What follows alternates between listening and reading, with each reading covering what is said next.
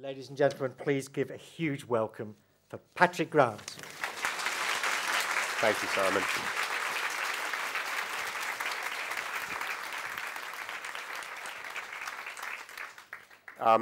Thank you for that factually almost perfect introduction, and grossly overstating, I'm sure. Now, that's me. I'm at Paddy Grant or at eTorts if anyone wants to tweet at me, but you don't need to. I am going to tell you some things I've learnt about fashion. I'm in a slightly odd position. As Simon mentioned, I came to the fashion world through a really non-normal route. And my sort of educational career started over the road. I was a student at Leeds in the early 90s. I finished 21 years ago. I then worked in industry in a number of different companies, sort of the sort of big dirty engineering industry, and then the very, very precise white suit, white booties and mask sort of optoelectronics side of it. So I'd seen quite a lot of industry, and then as Simon rightly said, I went back to university, studied for an MBA when I was about 30, and then just through a series of odd coincidences ended up finding out that a tiny little tailor's on Savile Row called Norton & Sons was up for sale. And it didn't feel like a risk at the time, but 2 years later it definitely felt like a risk. And but to cut a long story short, I sort of scrounged the money together and bought this ailing but wonderful tiny business in the middle of London that makes, a few hundred suits a year. At the time, it didn't make a few hundred suits a year. At the time, it made almost no suits, but it does now. And it's wonderful, and we employ a lovely staff of fantastic tailors. And then I sort of meandered into doing men's ready-to-wear clothing, largely just because people asked if we would do it. And so the eTorts label was reborn after a sort of 50-year hiatus. Norton & Sons bought eTorts in the 60s, and it was sort of merged into their business, and I restarted it. And that went okay, and I was fortunate to win the Menswear Designer of the Year award at the British Fashion Awards. And then from that, Debenhams approached me about doing a line, and so I now do a line called Hammond & Co., which is another old brand that Norton's bought in the 60s, which we now sell with some reasonable success, happily, around the UK and now in a few other countries too. So that's a sort of potted history. But what I thought I'd tell you today, this evening, were a few things. It's quite big up there, isn't it? I feel like a midget, and that rarely happens. Except when I stood next to a guy called Yao Ming. Has anyone ever seen? Does anyone watch the basketball? There's a Chinese basketball player called Yao Ming, who's the biggest human being I've ever seen in my life. And I sat next to him at a dinner, and I'm now going to name drop badly, at Windsor Castle that Prince Andrew was hosting. And I sat next to Yao Ming, and I looked like a tiny puppet sitting. There's a photograph of the two of us, and I look like I'm sitting on his knee.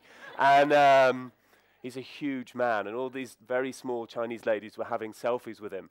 And they were, honestly, came up to his waist. Anyway, I feel it's similarly now to how I felt with Yao Ming.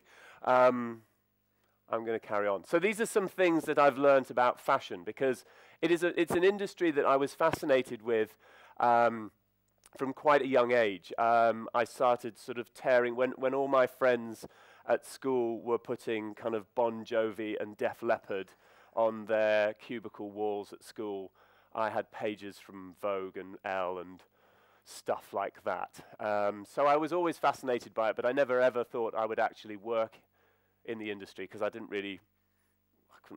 never even thought about it, frankly, which seems odd in hindsight. Anyway, so these are some thoughts. These are some sort of thoughts, some realities about the fashion world from somebody who came to it sort of late, having done other stuff before. Gosh, there's a lot on that slide, isn't there? Can anybody read that? So what it says at the top, that's the title all the way up there. Fashion is not really about designing clothes. So, I mean, you watch films and you see footage of designers and you see Yves Saint Laurent sitting there in this beautiful studio in a white coat, sort of sketching dresses, and you think, oh, that looks really fun. But the reality is, the design part of my job, and I do, design 2 men's collections and 2 women's collections a year for Torts, and 2 men's collections for Hammond & Co. The amount of time I actually spend designing anything is really small. I did some today. It felt quite nice. I was in the studio, and in between doing some other stuff and doing a press interview and doing, I can't even remember what we were up to, some production problem, I actually did some design work on the spring collection, but I probably spent 45 minutes doing that, and that's all I'll have done this week. And I didn't do any last week or the week before because we started it ages ago. But, I have a team that I direct, and they know what they're supposed to be doing, so they do get on with it. They if you are a designer, as in working in a design studio in a business, you probably will spend your time designing. But if you're a creative director or boss or whatever they want to call me, you actually spend a lot of your time doing all this other stuff. So the other stuff is fixing stuff, marketing, selling. I mean, this is fashion is a business like any other business. It has a sort of tube that, down over at the far end there is an idea for a thing. It's a pair of trousers, or is it, it's a hat, or whatever it happens to be. And you either have an idea, or if you're lucky enough to have a shop, you might have a shop manager who says, we really should have, a thing that looks like this in blue. And then you go, right, okay, well, we'll do that. So you have an idea over here, and then you sort of draw it up, and you design it, and you find some fabric, and you arse around trying to source things that work. And then eventually you get that together, and then you make a sample, and you cut a pattern, and then you make a sample, and then so you develop a product, and then you think, right, well, we need to sell this now. So somebody has to work out how much it's going to cost to make it, and you've just made it in your studio, and then so you need to then go and find factories to make all this stuff, and they might be in the UK, hopefully. In our case, most of them are, and you scrounge around, you try and get them to tell you how much it's going to cost, and they say, well, if you make 10,000, it'll be £1, and if you make 5, it'll be £500, and you think, well, I can never sell it for £1,000. It'll be mad. It's only a hat. And anyway, so you go through all of that, and you try and work out, like, well, Jesus, if I go to the market and I say it's going to be £1,000, we'll not sell any. If I go and say it'll be £3, if I only sell 10, then it'll cost me a fortune to make them. And you try and sort of somehow make a little balance, and kind of, you do a bit of magic, and hopefully you end up with a price. And then you go out and you try and sell it, and people will try and knock you down, and then you try and sell it to the best department stores in the world, and they say, well, I'll take it, but I'm not going to pay you for it. I'll only pay you for it in a year's time if you've sold it. And if you don't sell it, if we don't sell it, which we're not really going to try that hard to do because we haven't paid for it anyway, we're going to give it back to you, and you can take it and do what you like with it, and in the meantime you'll be skint and all this. So you've got all of that selling stuff, which is all very exciting. And then if you're lucky enough to get an order from somebody who does feel like they're actually going to pay for it, and sometimes they do, but again, if you're new, they never really want to pay for it, and especially the bigger the store, the less likely they are to actually want to pay you for it, because you're desperate. In our first season with eTorts, Harrods came along and said, we'd like to buy your stuff, and I just sort of danced around and went, yay! And they said, well, we actually like to buy a lot, and the bigger the number, the more excited I got. And then, of course, we only sold about 25% of it, and so we got it all back again, and it almost bankrupted us. So don't get carried away. If you sell a bunch of stuff, think, really, are they actually going to sell all this? Because it's very easy to be lured in by, the thought of flogging it at Harrods or Selfridges or whatever. But, at the end of the day, somebody else has got to buy it, because it doesn't just stop with landing at Harrods or Selfridges. A member of the public has to buy it, and they're already buying Prada or Lanvin or Bottega or, Com or whatever they're already buying. And it's going to be really hard for them to go, well, I've got this thing from eTorts that looks quite nice, but I've never heard of them. And there's something over here from Bottega that looks kind of the same, I'll have that. And then your stuff languishes there for ages, and you get really depressed. So So you do get an order finally, and then you've got to actually make the thing, and so you order some fabric, and you realize that you haven't actually got a big enough order to make the fabric at the cost you thought, so you have to sort of take some money out of your pocket there, and then you haven't got a big enough order to get the price you wanted, so you have to pay a bit more there. And then even then, you're a small business, and they've got to make the stuff for Burberry first, so you get put to the back of the queue. And eventually, 7 weeks after they said, just about 3 days before the window of delivery for the store closes, you finally get your stuff, and you scramble to pack it and reship it, and you realize that they've put the buttons on back to front, and they've got no zips where they should have had. And, so you sit in the showroom, and in the studio, and you kind of sew things on yourself, and the interns have to sit and repress everything, and that's production, which is great fun. And then you deliver it, then you send it, and then, and you call them up and you say whatever, and they say, well, actually, you're already too late, we're not going to accept it, and then you beg and cajole and do all of that stuff. And if you're lucky enough to actually get the stuff into the store, then you send them a bill which they will never pay anyway.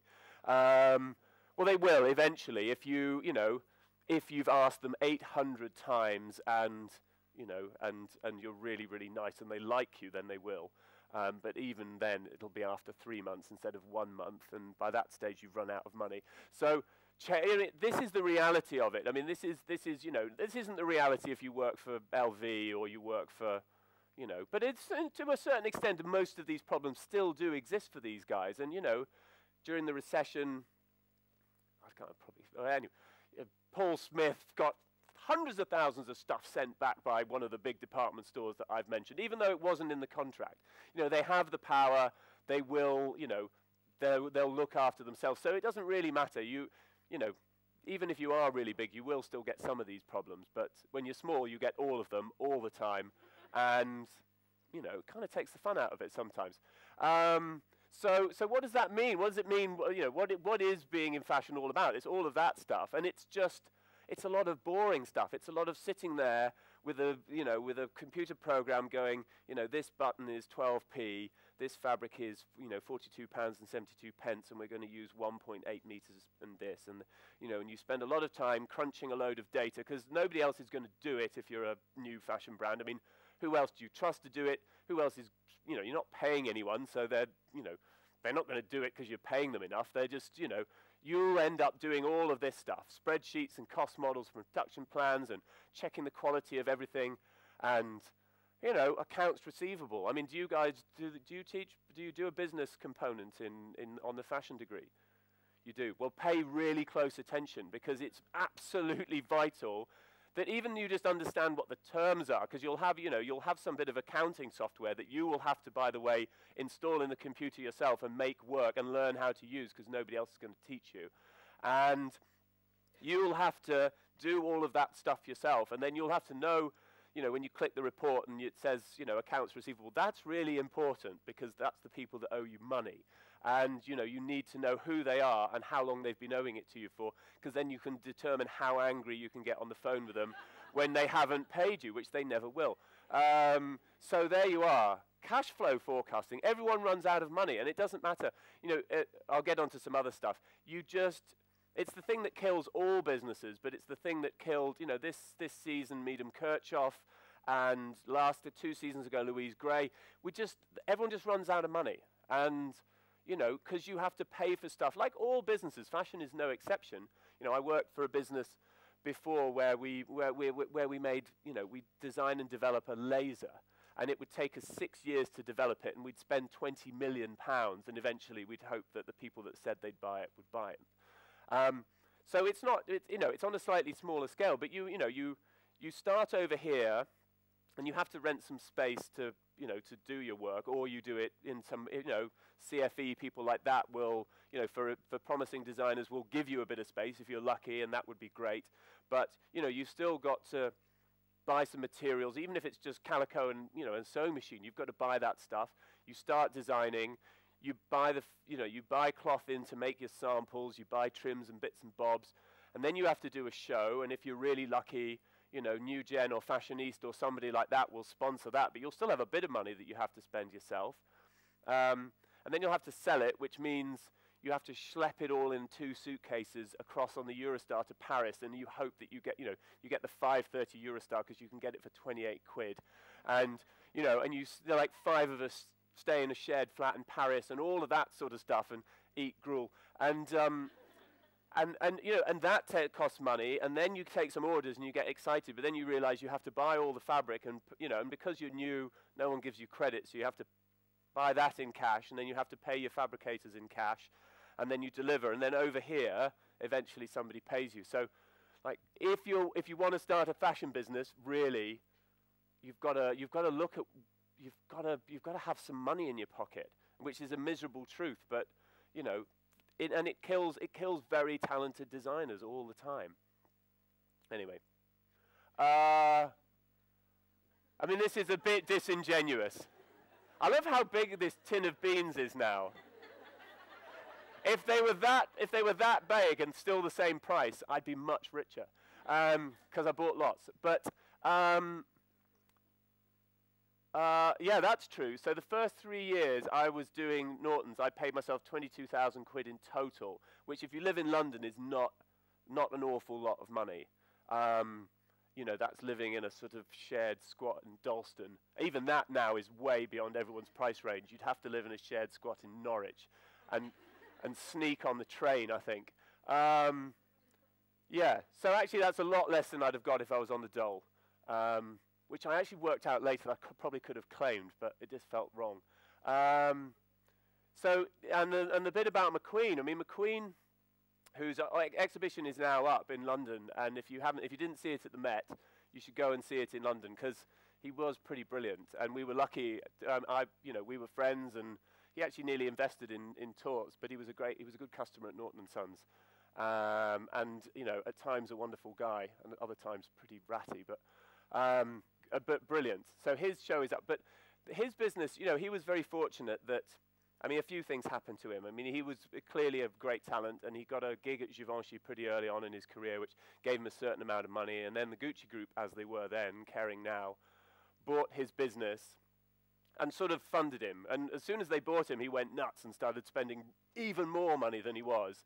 But he ran up this huge debt, and eventually Givenchy, the Gucci Group, at the time said, look, you're going to have to start paying some of this back or we're shutting you down. And the truth is, that was it. They had 2.5 years, and Jonathan Aykroyd, who's still the boss, was the man who had to sort of dig them out of the hole. And that was McQueen, and everyone knows McQueen. So, you're not going to be earning much money. I was lucky to start what I'm doing at around the same time as Nicholas Kirkwood, Christopher Kane, Jonathan Saunders, Peter Pilotto and Christopher DeVos of Peter Pilotto, Roxanda Ilincic, who are all now doing brilliantly. But even 2 or 3 years ago, we were all as skint as each other, and nobody had a brass farthing, and we all go out to parties and drink other people's champagne, and smile and hang out with actors and actresses and fancy people who have all got a ton of money, who want all our clothes for nothing. And never pay for them, even though they're much richer than we are. But you're going to be, unless somehow, I don't know. Even Christopher was being paid to do Versus by Versace, but all that money gets ploughed back in. If you've got a job and a business that you really love, you're not going to put the money in your pocket and go on holiday, because there will always be something in the business that you want to spend it on more than on yourself, and that just means you've got nothing left. But the bit at the top isn't true, because even though you're totally broke, sometimes it doesn't feel like fun, but it's real and you love it. Stress. Ooh. Stress is bad. What does all that say? I can't even remember. You will sort of have to deal with the ongoing reality that you look at your bank balance. You have to. Sometimes you don't want to. And there was a period where a few years ago I didn't open my post for 4 months because I was so skint, and it was really bad because my car insurance had run out and I didn't know it. And I hope there's no one from the police here. That wasn't true. That last bit was, I made that up. There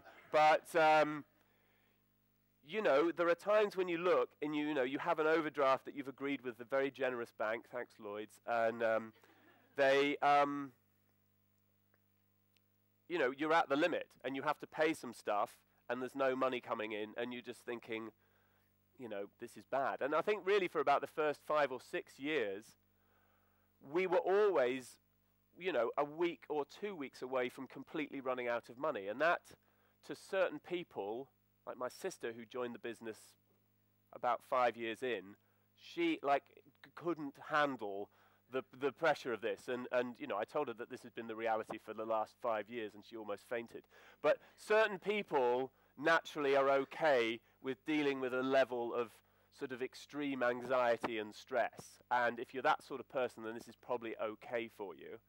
But if you're not, you might be better, and I'm being quite serious, thinking about not starting your own label and going to work for somebody who pays you every week like Debenhams. And you know, you will also learn a lot about the business and maybe come to it later when you're a bit better able to deal with all that. You know, I'd worked in big, well-run, beautifully managed businesses for about 10 years before I got into this. And actually it stood me in really good stead because I understood all of this stuff and I understood the mechanics of business, and I was better able, I think, to deal with it. Long hours is a total given. I mean, around about showtime it goes ballistic, but at certain other times, you know, it never gets, you know, you never probably do less than 70 or 80 hours a week. That was my sort of average for about 5 or 6 years. Showtime, you might get up to about 120 hours. I did count. I got to 118 hours one week. That was a particularly bad week, and I counted it at the end because I thought that's been a bad week.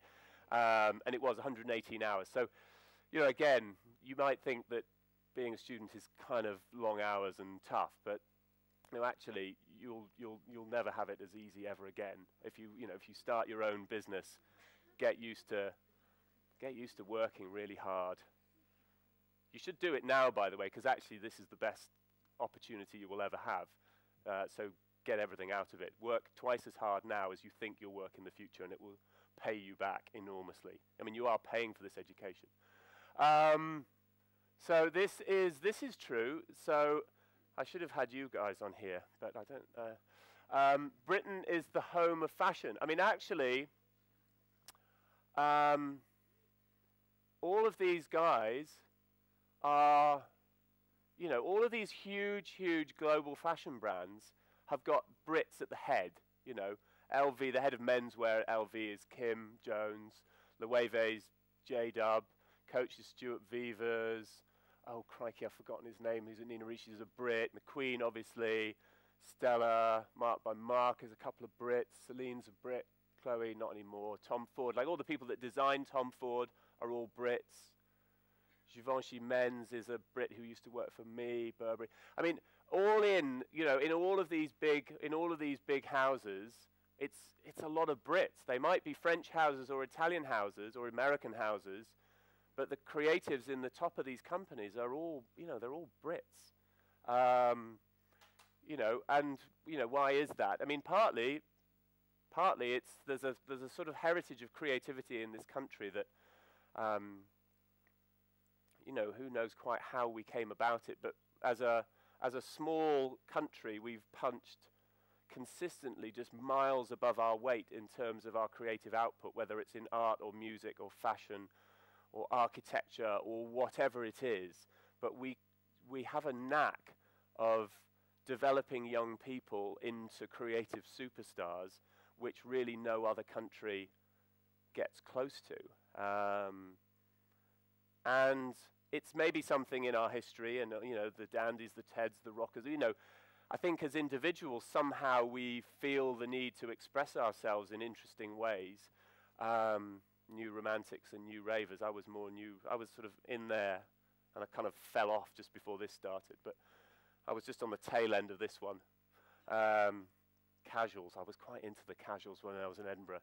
My sister used to hang out with them, and I used to get the occasional Tashini tracksuit that would just arrive from somewhere. Who knew? They were all very generous, these casuals. But we do. And the universities in this country have an incredible knack of somehow teasing the sort of creative best out of all of you. You may not feel like they're teasing creativity out of you, but they are. And I don't know how they do it. They may not know themselves, but they are doing it, and they're doing it incredibly well. And people from all over the world want to come to our universities to get a little bit of that. So you're all very fortunate to be in one of the best creative, incubators on the planet, probably. Cool, I've rabbited on here, haven't I?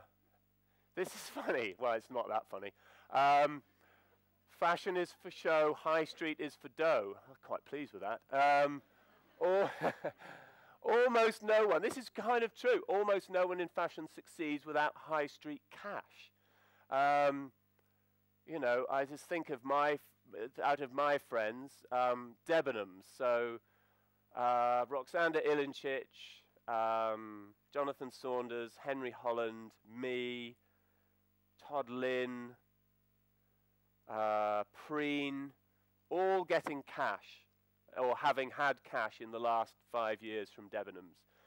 That money, frankly, I said it at the bottom, I'm still in business thanks to Debenhams, Barbour and Couples. We couldn't have afforded to spend the money on shows, production, selling, marketing, stuff, websites, studio, all of that on the money that we've earned by just selling eTorts clothing. Absolutely not. The money that we've earned, a lot from Debenhams, happily, because Hammond & Co.'s been very successful, but, good sums from Barbour, Couples, and a ton of other random projects that we get to do, some fun, some just paying money. You spend a large chunk of your time doing stuff for other people to earn the money to do the things that you want to do. And it's lucky, again, that the fashion industry in the UK is so high profile, because otherwise people wouldn't be giving us that money to do things for them. Beer companies are good at doing that. They've got lots of money. Booze companies generally, if you're out there, just try and make friends. If you ever meet anyone from a big distillery, be really nice. They're always good for, a bit of sponsorship. Big electronics companies, they've got tons of money. Make friends. This is, genuinely not an idiotic point. Be nice to everyone that you come across when you're out networking, and network like mad, because, if they've got to find somebody to do a project where, they want you to design a coat in the style of an 11th century knight's costume, they're going to go to somebody they know and they know that they like. And, we did that for a brewery that's owned by Heineken called Affligem, which was great fun, actually, but, the money was pretty good. So, network and be nice, and, it might well just keep you in business. Topshop, Topman have kept half the British fashion. They are the ones that fund the pipeline that allows all of the names that you see, the emerging designers and the kind of emerged designers in the London, the London fashion scene. It's Philip Green's money that's funded that pipeline. I sat on the New Gen panel for men for 3 years, and I understand exactly how important it is to all the people that we helped fund, including J.W. Anderson and others whose names are now pretty big. They're there because Topshop and Topman funded that pipeline. But also, eBay fund the Fashion Forward Award now. There's a big panel that fund the BFC Vogue Fund that include quite a few names. The BFC GQ Fund, which is the menswear equivalent, is paid for by Virtu Phones. All of these people are putting money in. And actually the London fashion scene, the British Fashion Council have done a brilliant job in corralling all of these sponsors and getting them to the point where they want to invest in new talent. And no other fashion capital has anything like the pipeline for emerging talent that London does. So again, it's a great advantage, but you've got to come out the pipeline at the end of it with a business that works. So, again, Medium Kirchhoff, Louise Gray sadly get to the end of that pipeline and it just isn't there. And, you need to you know, take advantage, but be ready. You know,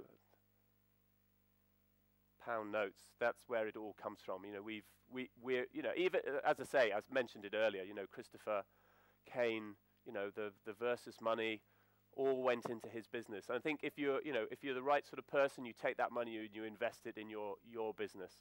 Some people take the money and put it in their own pocket, and that, you know, that's for them to do. But I don't think it's wise. If you really love what you're doing, it all goes back in the pot. Even the meager amount of money I earn from Sewing Bee all goes into, and it is meager. Claudia told me how much she gets paid for it the other day, and I nearly punched her in the face. She gets more for one day than I get for the whole series. But anyway, she's the big star. But I'm asking for a pay rise. It's often about luck. I mean, actually, a lot of stuff in life is often about luck. So I explained, you know, I was supposed to have lunch in college with a good friend of mine, and he called me or texted me. We did have mobile phones by the time I got to my second degree. We didn't when I was an undergraduate. I think they'd just been invented. But he called me or texted me and said, look, I can't make it. And the only newspaper left in my college that day was a Financial Times. It was late.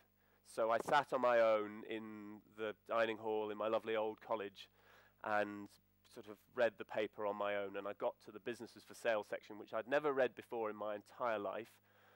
And for whatever reason, I decided just to sort of, for interest's sake, just flick through it. And there, a sort of postage stamp sized, it's an old postage stamp. Do we even have postage stamps anymore? The world goes past at a rate that I can't even comprehend now.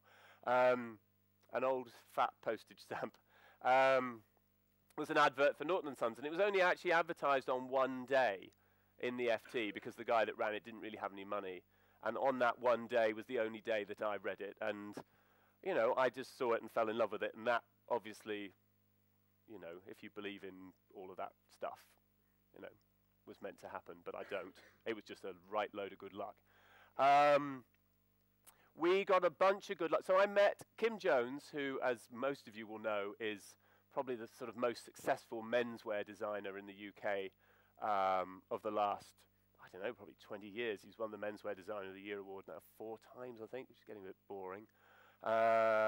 He's the head of Louis Vuitton menswear, and he's brilliant. And a friend of mine was making a documentary about what coolness is. I think it was a documentary for Channel 4 called The Search for Cool or something like that. So as the point of the documentary was to try and identify what makes things cool, what stops things from being cool, how, you know, can you fabricate it, can you not, who decides? Anyway, Kim was one of the people that he met, and he got on well with Kim, and he said to Kim, look, my friend has just bought this old tailor's, and you should go and meet him. So I met him, and we got on really well, and we worked together for the last 2 collections that Kim did under his own name. The first time he won the Menswear Designer of the Year award, we'd made a whole bunch of clothes for his collection. He was incredibly generous about telling everybody about the work that we'd done for him. And on the back of that, a bunch of other people asked us to do stuff. Henry Holland was one, and Henry is now one of my best pals, and we go on holiday together, and he's hilarious and all of that stuff. Christopher's still a very good friend of mine. And, you know, and Giles Deacon, who weirdly I went to school with, we started talking Richard Nicol, Rag and Bone, we did some stuff for them. We've worked for the Couples for ages now. All of that, and basically the whole idea that Norton & Sons was the tailors that, you know, we've made clothes for Erdem and Christopher and Thomas Tate and all sorts of interesting people. And all of that comes from this chance meeting with, you know, between my friend and Kim. And Kim, I met McQueen through Kim. They were like great pals. And so all sorts of stuff just happens from one random chance encounter. And the BBC decided to make a documentary series about Savile Row. In the second year I was there, the BBC decided to make a series for BBC 4 The guy that was filming it, he and I got on really well. He was it was a BBC4 documentary, so it was made for about 10 quid. And he was cameraman, producer, director, editor, everything. But he and I got on really well, and we ended up getting far more. You know, there are a dozen great tailors on Savile Row, but we probably ended up getting about, 25% of the whole show. And, as soon as it aired, and it aired on BBC4, and it got about 250,000 people watched it. And the very next day, customers started coming in through the doors. And I'd been there for, 2.5 years by that stage, just watching tumbleweed blow through the shop. And the documentary happened, and our business, we added 65% in a year to our business. I mean, that was just total good fortune. And on the back of that documentary, Ian Denyer, who made the Savile Row one, and I made another documentary about the Harris Tweed industry, and that was also very successful. The BBC replayed the Savile Row documentary on BBC4 twice, then they put it on BBC Two, then they reran it a couple of times on 4, then they reran it on 2. It got aired dozens of times, and loads of people saw it, and it was great for us. Not for anyone who doesn't like to watch documentaries about Savile Row. They were bored. But it also went on to BA, In Flight, and they chose one episode, and it happened to be the episode that we were doing loads of stuff in. So that was also, I mean, it's all just good fortune. But you have to ride it, and you have to, be prepared to accept good luck, and, not be weird about it. Just go with it and accept it and be thankful for it. And if it hadn't been for BBC4 Savile Row documentary, the same commissioning editor who made Savile Row and made Harris Tweed commissioned Sewing Bee, which some of you will have watched, because a lot of people have watched it. And, statistically, there's probably, some of you that are in here that have watched it. Now, you don't need to study fashion, which is probably a bad slide for a room that may well be filled with people who are studying fashion, but some of you won't be studying fashion, and some of you may have never studied fashion and be working in fashion. But lots of people who work in fashion haven't studied fashion. And I think you can get into fashion without, if you have a very strong belief and a very strong idea about the clothes that you want to make, you can be in fashion. Everyone's allowed. It's not like being a doctor where you need a degree in medicine. You can be in fashion if you know nothing about it technically, which is what I was. Ralph Lauren began his career selling ties out the back of a Morgan in New York.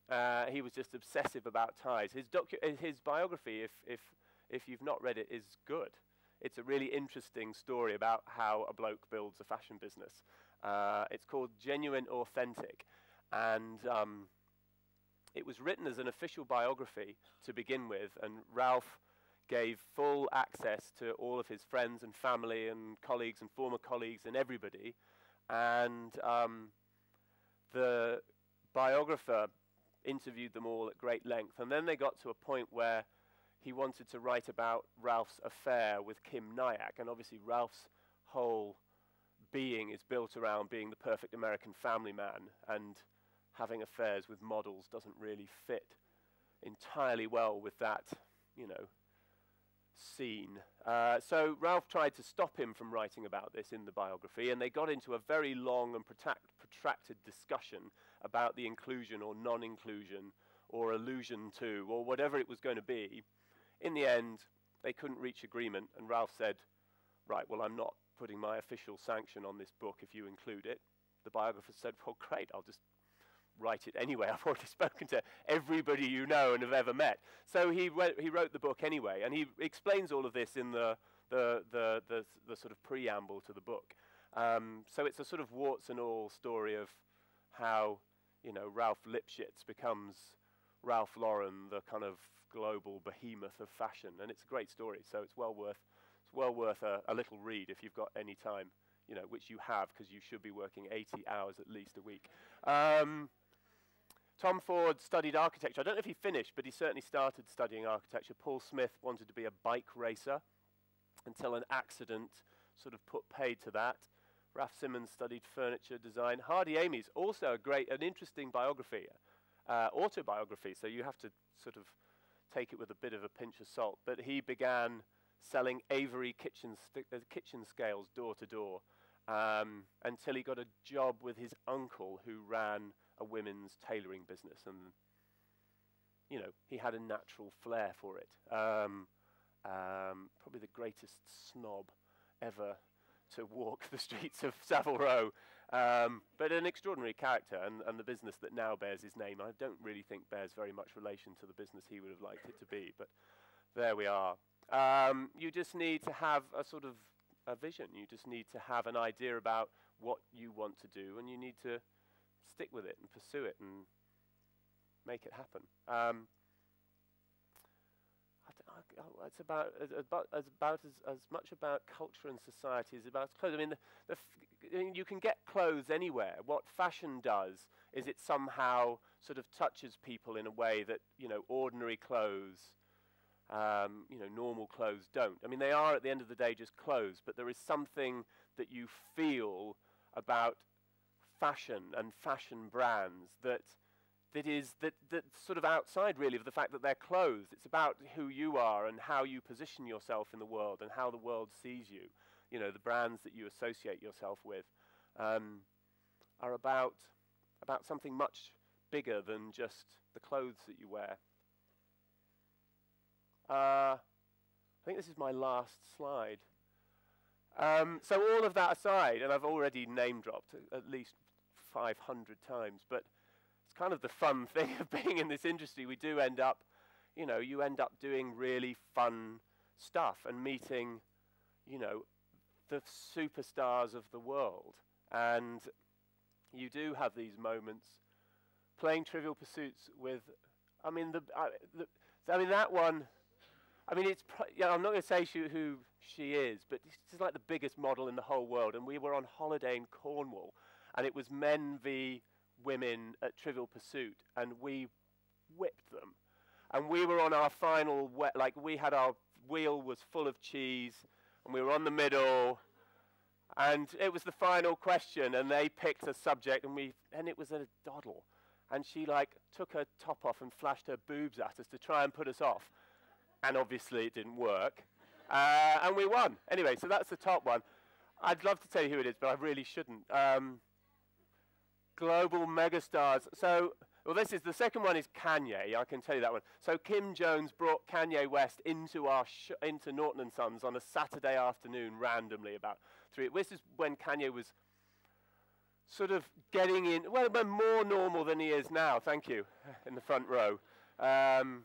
It was just Kim and Kanye wandered into the shop on a Saturday because Kanye wanted to vibe about, you know, Bedford cord and, you know, stuff like that. Genuinely, I'm not making this up. And this was before he started his own men's fashion line, which never actually saw the light of day. His women's fashion line did see the light of day eventually. But people were walking past Norton's. I mean, Savile Row on a Saturday is really quiet, but people would walked past the shop, and he was just in the window looking, as I say, through the kind of Harrison's bunches, and ooh, this is great. And people would sort of look up, like, is that Kanye West standing there? And they'd go, can't be. Just sort of wandered on. But, you know, no security guards, no fuss, no nothing, just Kanye and Kim vibing about woolen cloth. Making snowmen with the world's most famous couple and their kids, yeah, at their crazy purple interioured house in, you know, Hertfordshire. Anna beat Prince Charles and Benedict Cumberbatch in the GQ 50 Best Dressed one year. I've been as high as 13 and as low as 49.